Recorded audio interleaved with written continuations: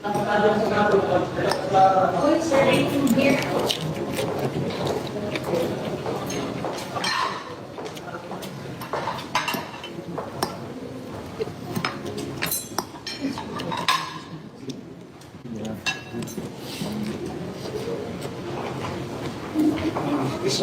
sir.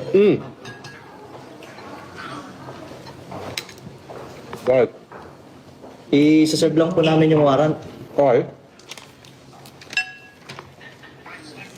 Ikaw po ba si Norman Magusin po? Alias Francis Leo Marcos? Hindi.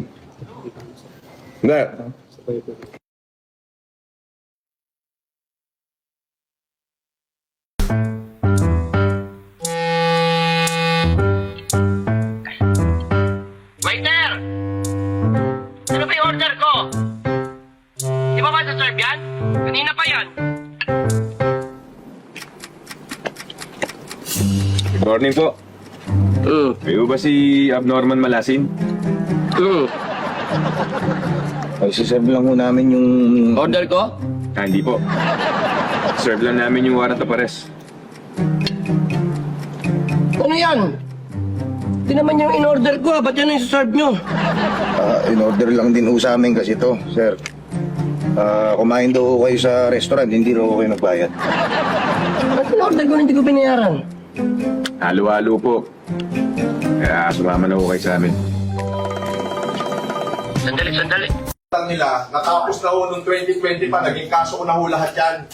At nakwit ho ko dyan. Ngayon ho, yung laban namin ni Makagago, ako ho ang unang nagsampa ng kaso sa kanya. Oho, ako ho unang nagsampa, ako ho unang nawaran. So, ang just fixation lang kung ipahiya nyo ko sa buong Pilipinas, grabe, para akong pumatay. Yung sinasabi niya marami ko in-stop, 2020 pa lang, dami nang nagsasabi niya, wala naman nagkatotoo, kahit isa. Tapos papahiyain niyo ako, national TV, yung ganito. Rakesyo ako daw ay nagmura kay ganito. Merong dahilan ho yun kung bakit ako nakapagsalita ng hindi maganda sa isang... Huwag kang umiyak! Tanga ka! Iyak!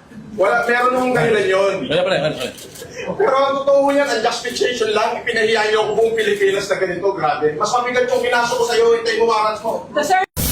Yun lang! Ha? Ipapahiya nyo ako ng ganito? Tsaka ano itong nakasulat sa t-shirt ko, ha? Ano ibig sabihin nito?